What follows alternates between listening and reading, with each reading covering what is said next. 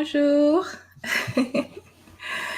Bonjour. Welcome to Speaking How to Get Those Butterflies in Your Stomach to Fly Information. Yes. So today I have a guest. His name is Jim. So I'm going to present myself first. So I'm Marina Ridge, leading an expert in Parisian Elegance, confidence and luxury living coach. And I help women entrepreneurs who wants to create a luxury lifestyle and make a great first impression. So today I have Jim, so I'm going to bring him here. Bonjour, Hello. Jim. Bonjour. How you doing? Yeah. Bonjour. I'm doing well, and yourself? I'm doing well. I'm looking forward to tonight. Great. So I'm going to introduce you to Jim. So Jim is currently the managing director of Opsconn Consulting. He has extensive experience turning around underperforming organizations in the high-tech aerospace and computer systems industry. Jim has taken his 40-plus years of leadership experience, refined it with John Maxwell leadership principles. In addition, as a certified coach, teacher, and speaker, he offers workshops, seminars, keynote speaking, and coaching that will improve your personal and business growth. Jim is also a distinguished Toastmaster from Toastmaster International and a certified speaking coach. He has given hundreds of speeches to small and large groups, including winning a number of speaking contests. So I am really honored to have Jim here to give you tips around speaking, right? Because wherever you are a corporate executive or an entrepreneur, I can help you with elevating your image to match the successful business you have or the successful career you have, but I'm not an expert in speaking. So that's why I brought Jim here today to help us and help you elevate and have some tips, right, when you go into speaking. Yes. So let's get started. In fact, let me just take that introduction and really simplify it. It means I'm really old. Not at all. So I did a survey. In fact, this survey involved thousands of people. And so I'm going to ask your group if they can answer kind of like the TV show, that they have a TV show where Family Feud. Yes. Okay, so what were the top 3 fears of people? Okay. So I'm going to ask the question of your group and see if they can answer the top 3 fears in order. And just to make it a little more interesting, the first person who can get it correct, I will give them 1 free hour of speaking coaching. Wow. That is amazing. So now the question I have is logistics is how can we get them to answer so I can see these answers? So I've got the live comments up, so maybe they can answer on live comments. They would when they comment, it will show up right here. Okay. So I'm going to go on Facebook and I'm going to put the question as well. Just write it down. Okay. So the top 3 fears that people have in order. And we'll give ourselves 30, 40 seconds or so, see if we can't get the right answer. Top 3 fears they have, right? Mm-hmm. Okay.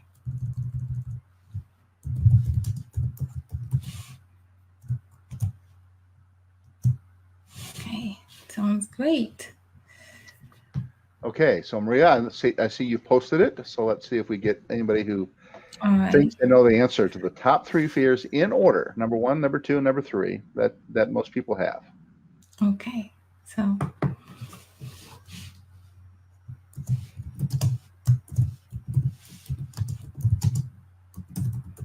and the first to answer will get an hour. 1 hour free, 1 free hour of speaking coaching from yours truly. Wow. That is amazing. Thank you so much, Tim. Well, I wanted to make it a little bit more interesting for the folks. So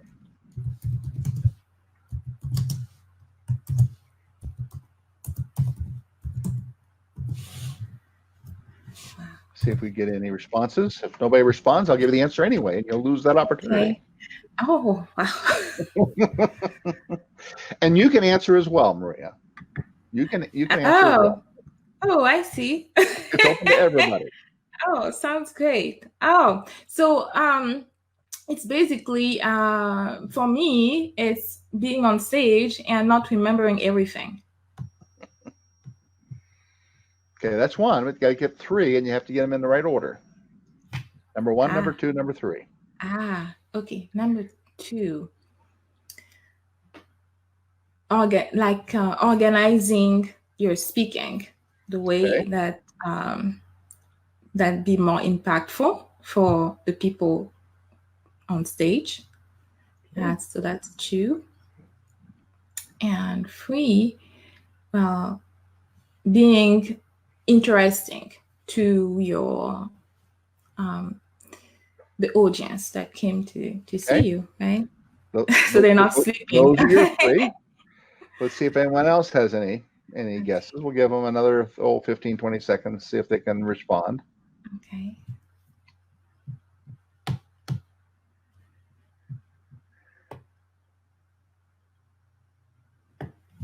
Okay, well, I think we've given folks enough time. So let me give you the three answers. The top three fears that people have across this country. Number one is the fear of flying. Number two is the fear of public speaking. You knew that was going to be in there, right? And number three is the fear of heights, which is kind of related to number one. Now, I've seen this survey before, and in the past, decade or so ago, the fear of going to the dentist was always in the top three. It's interesting that doesn't even make the top 10. So the dentists have done a pretty good job of improving their image. Yes, they did. Yeah. Now, second question for you. What do you think is number 6 fear? We went through the top 3, fear of flying, fear of public speaking, and the fear of heights. What do you think would be number 6? Fear of being sick, maybe? I don't know. Okay, well, you're close. It's the fear of dying. Okay. Yes. So think about this for a second.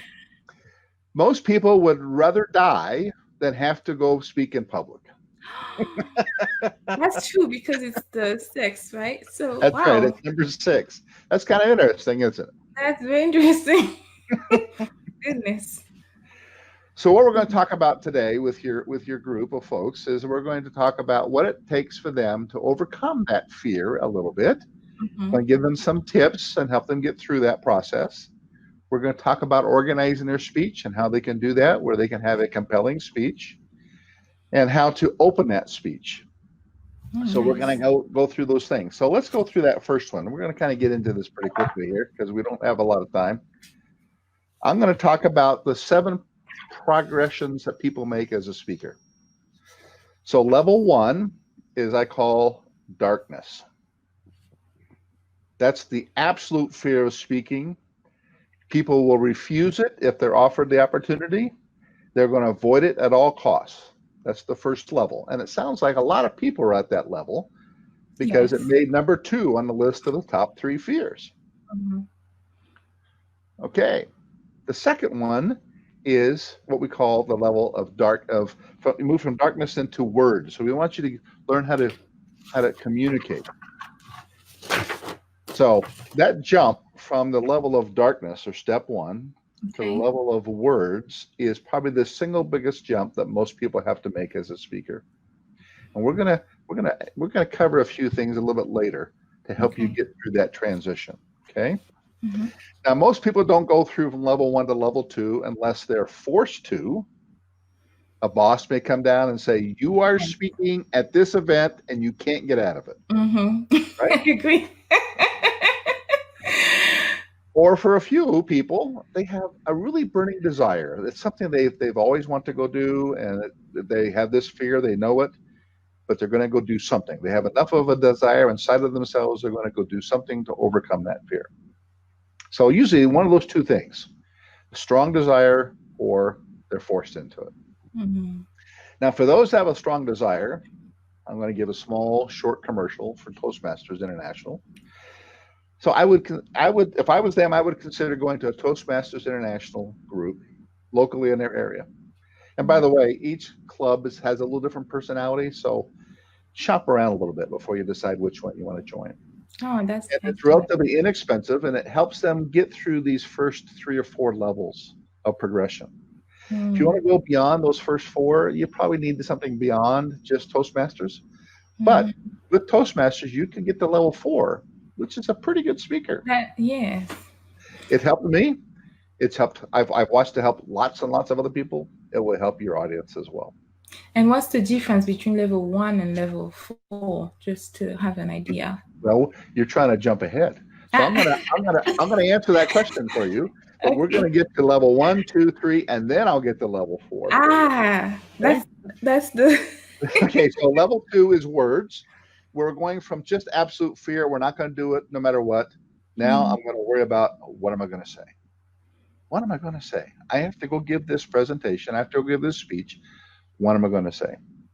For most people, or a lot of people, they try to write it down and then they try to memorize it.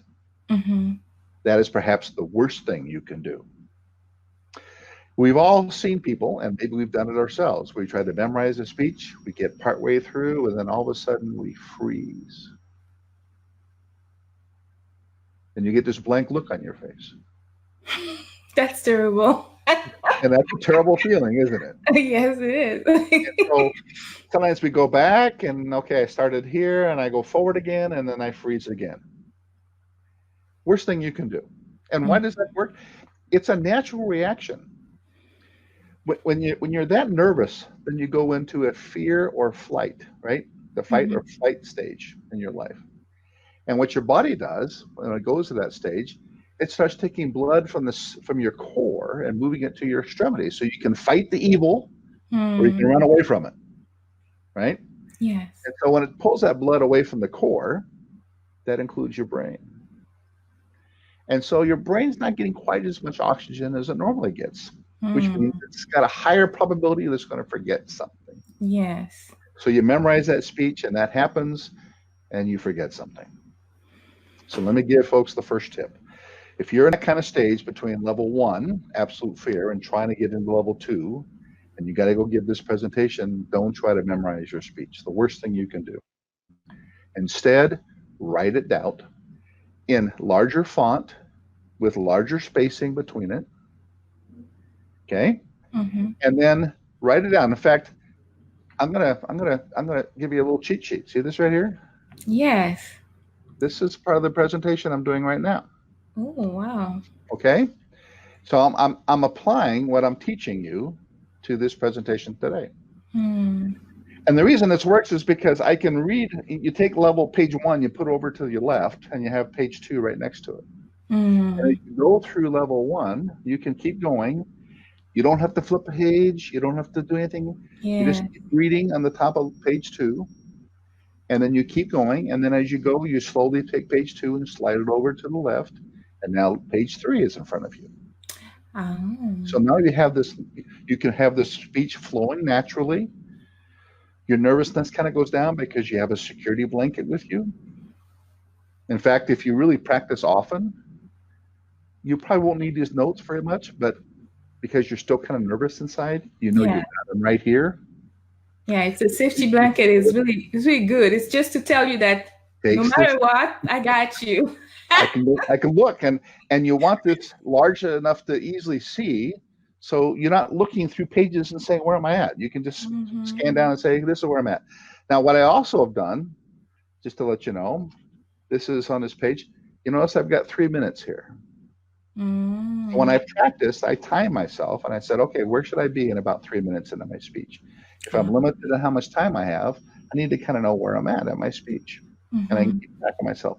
Do I need to speed up? Do I need to slow down a little bit because I'm too far ahead, or I'm not moving fastly enough? So you can do that. So it's very simple to do that. You just keep turning the page, keep sliding the page over. You're not doing this so everybody can see it. You're sliding the page over. Okay? You're up in Yeah. a lectern, chances are nobody's going to see it. Now, at the beginning, you'll probably read this a lot.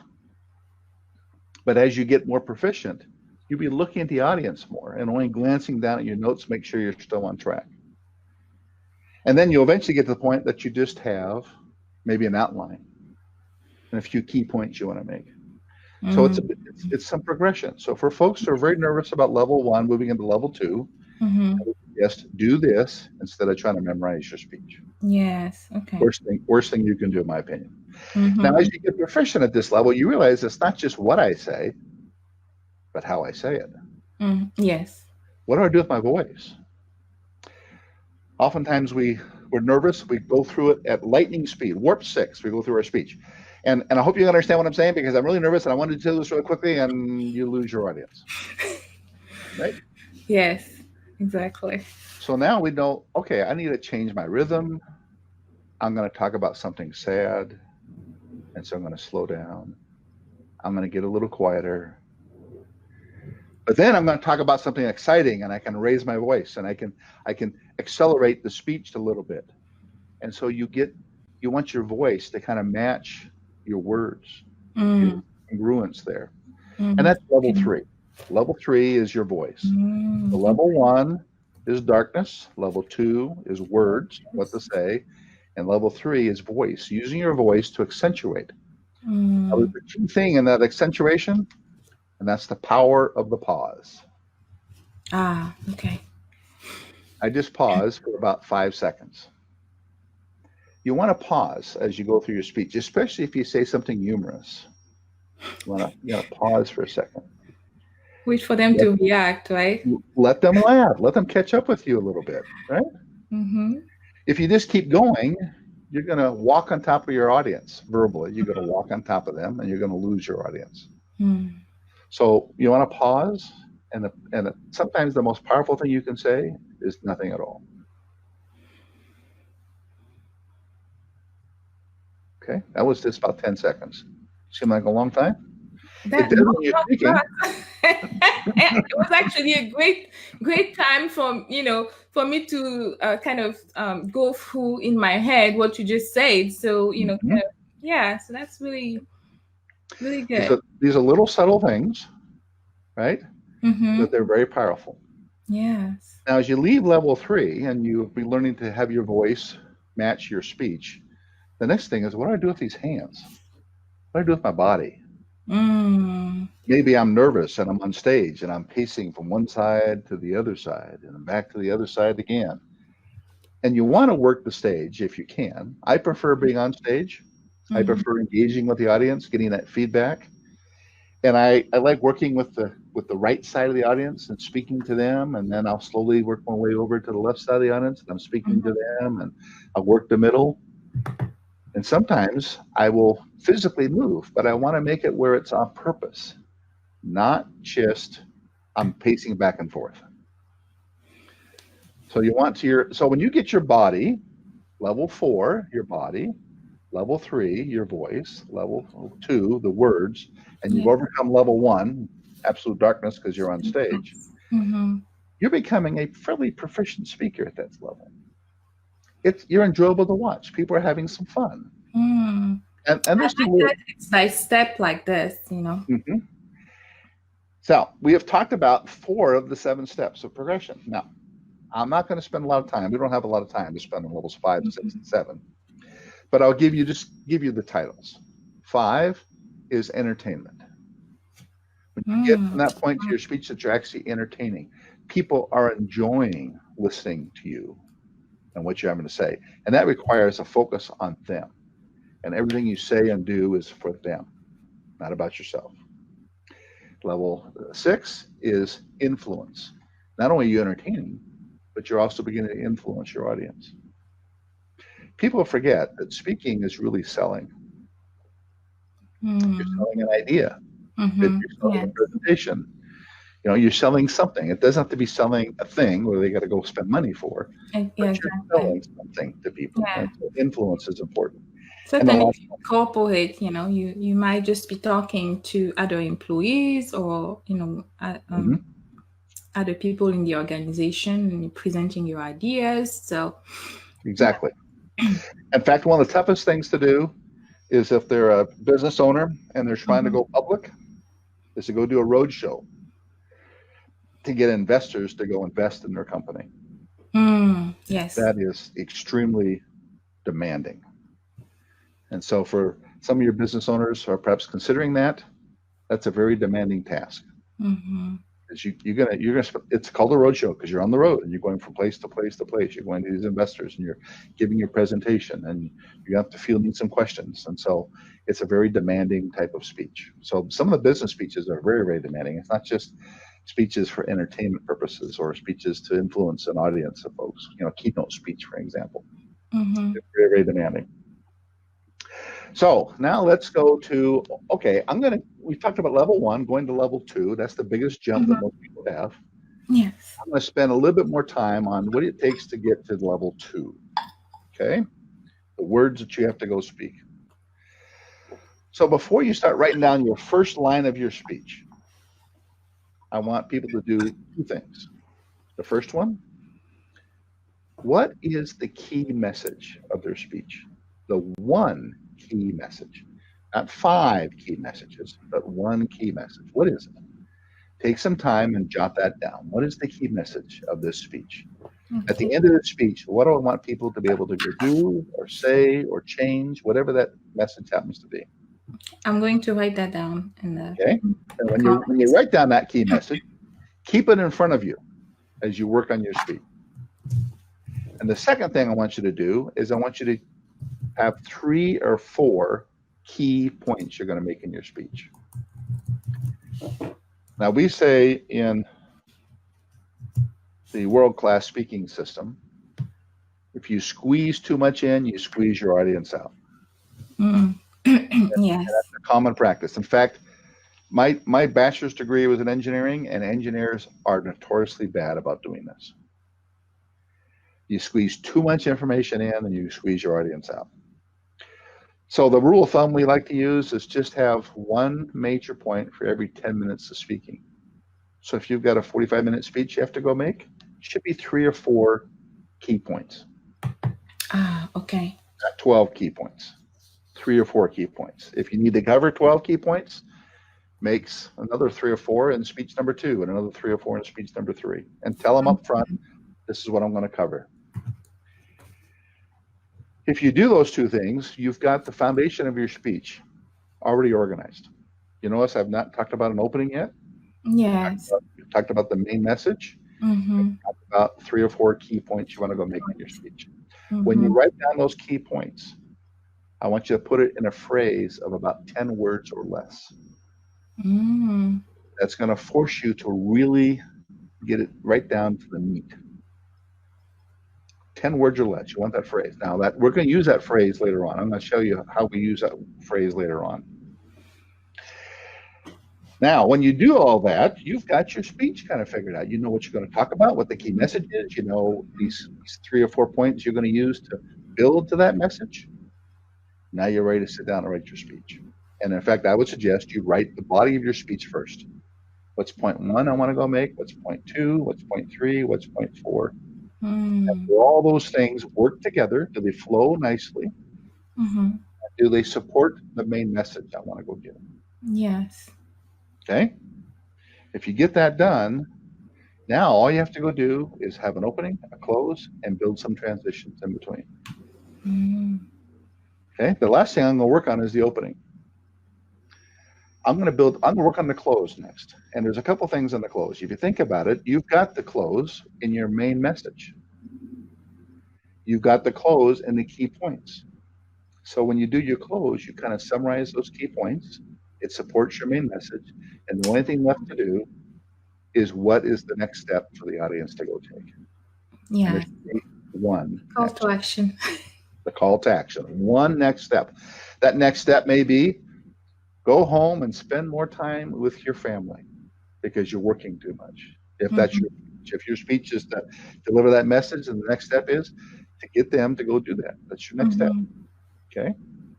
If your next step is to have them go buy this product, then you want to try to go sell them to go buy this product, right? Mm-hmm. Depends on Yes. what your speech is for. Mm. Now, once you've got, so now you think about it, you've got your key points, you've got your main message, you've got your close, and now we're going to work on the opening. And the opening has three pieces. The first piece we call the Big Bang. Ah. Now, the Big Bang is not necessarily that you come out screaming and shouting. The Big Bang is just something to grab their attention. So Okay. today in this little video speech that we're doing, the first thing I did is I asked them a question. A question. Ah. Okay. What were the top three fears? Mm-hmm. I didn't do what I call the unpleasant pleasantries. What are the unpleasant pleasantries? Well, I'm glad to be here today. It's been an honor to be with you. You're a great looking group of folks. The weather outside is wonderful. All that Mm. nobody cares about. Nobody cares. I just And want to know what it is. you Those can see tips. their eyes starting to roll in the back of their head, right? Yes. Oh boy, here we go, another one, right? But if you give them something different, perhaps a story, Mm-hmm. maybe a little humorous story. You don't force Mm. you. You just give them a story that perhaps has got a humorous piece to it. Mm. Part of the world-class system is we teach how to build your stories. That's more material than we have today. Yes, that's a big one. That's a big part. But I'm going to tell you, stories are much more powerful than lecturing. Today, I'm doing a little more lecturing because it's kind of instructional. Mm-hmm. But stories are much more powerful. People remember stories, Mm. Yes. and you let the story make the point. So if you have this main point number one, and you can have a story, a personal story is great. There's two advantages. One, you become relatable. Mm-hmm. Two, you know the story, you lived it. You don't have to memorize anything. You can have your notes to keep you on track, but you know what? You know this story because you lived this story. Mm-hmm. And so you let the story make the point. Okay? So that's a whole other subject about Yes. how to make these points really work for you. And then you need to transition from one to the other. So when you transition, you kind of telegraph folks what you're going to go to next, and you refresh their memory of what you just covered.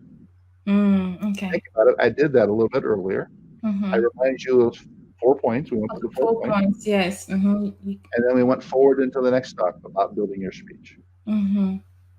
As we built your speech, I talked about the next point where we're going to build your opening. Mm-hmm. Okay?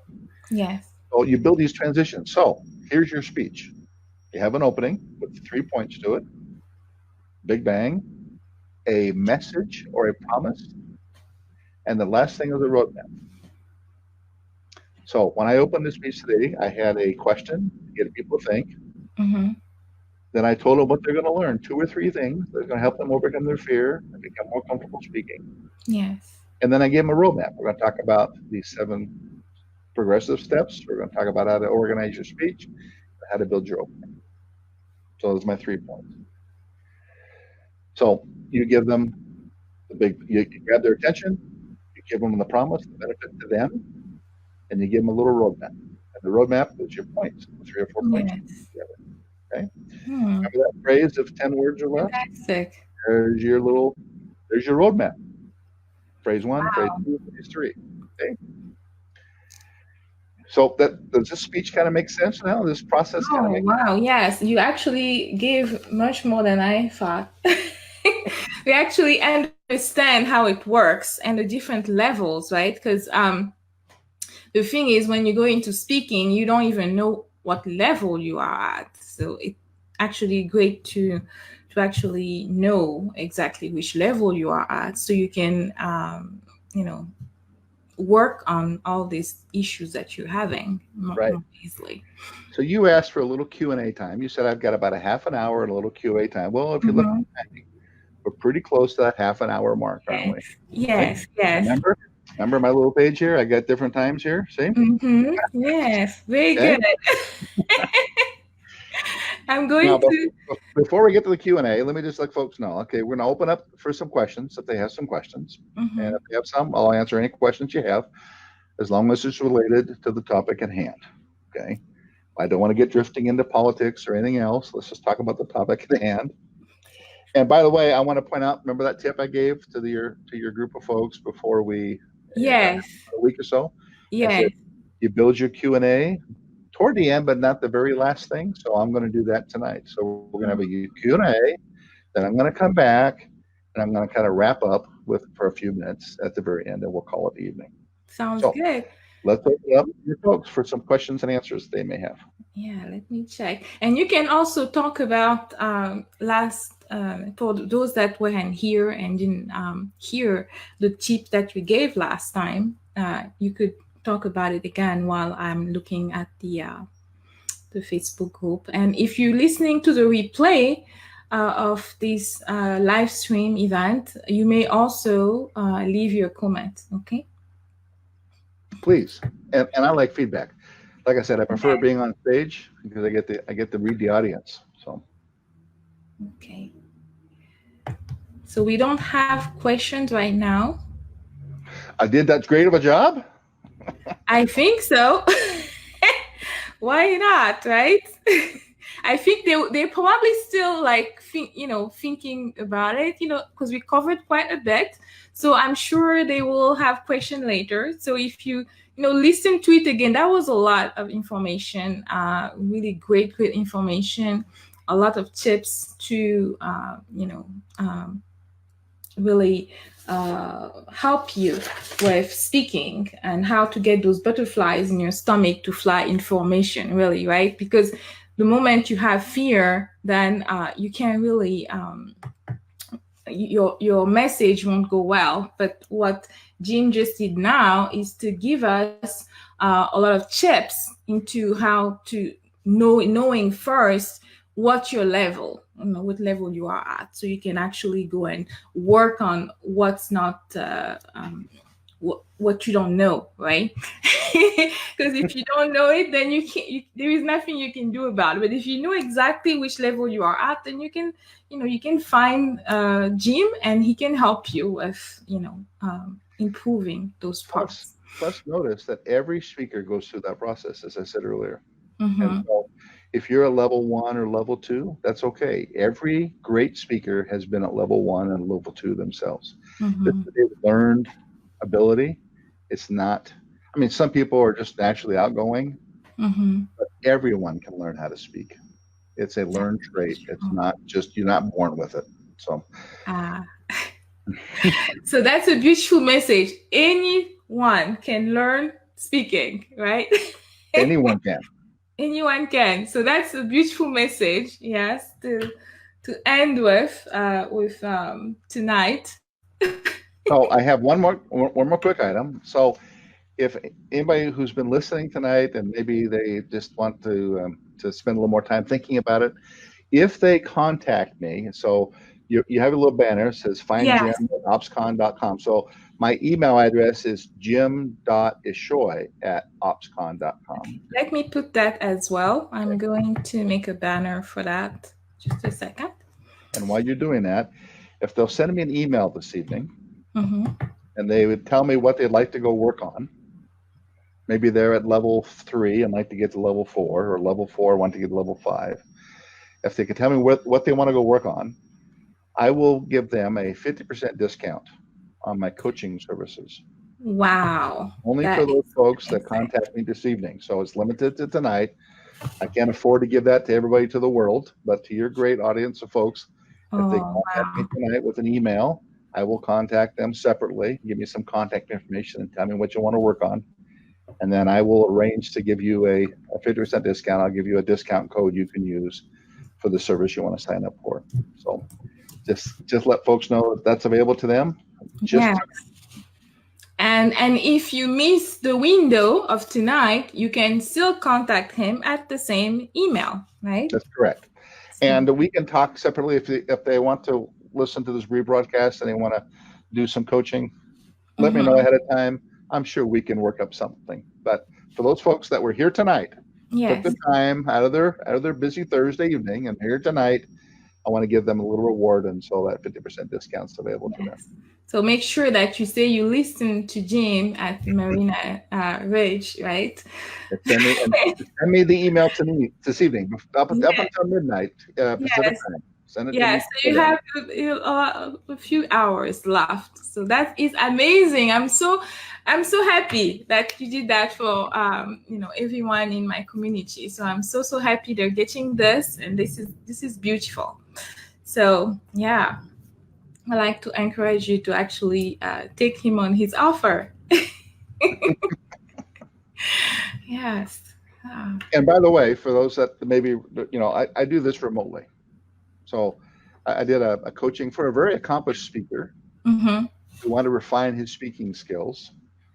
And he was, about 500 or 600 miles away. So we did it remotely. I can do it by phone. I can Yes. do it by video conference. I have video capability as well. And we can do that. You can be any place. If you're traveling a lot and we'll just figure out the time zones, pick a date and time. So you Yes. don't have to be physically close by to do that. So just let your audience know that they can go any place. Yeah, so you can be all over the world and just contact him basically from anywhere in the world, and he will help you if you're speaking. Yes. Absolutely. Oh, so Okay. it was great having you here, and love to have you back. So It'd be fun. yeah, so I'm going to just check the group again just to see if anyone has anything. Okay, so we are good for tonight. So thank you very much, everyone. If you're watching the replay, thank you as well. And make sure if you have any question after, just type your question in the in the comments, and then we'll get back to you. Right? So I'll let and we'll get back to you with the answers. Yeah. And that email again is Yeah. jim.ishoy. And as you can tell, I'm not Japanese. I'm a big Dane. So it's Ishoy. Actually, if anybody is listening is And I Danish. have it. Did I show it? Yeah. Okay. I haven't seen him come across. Oh, there it goes. Jim.ishoy. Okay. Good thing you said something, because I typed it, but I forgot to. Good thing. Okay, so it's there now. Okay, good. I see it now. Yes, I see it myself. Yes. Awesome. Yeah, so contact Jim at his email, if you miss the window tonight, then you can also do it later on. And yes. Okay. And I appreciate the opportunity, and I hope everyone had something of value from this evening. That's my purpose, to try to add value to other people. Yes, certainly. It was beautiful. I really enjoyed it. So did I. All right. Okay. So thank you very much for coming and for watching this event. Bye-bye. Au revoir.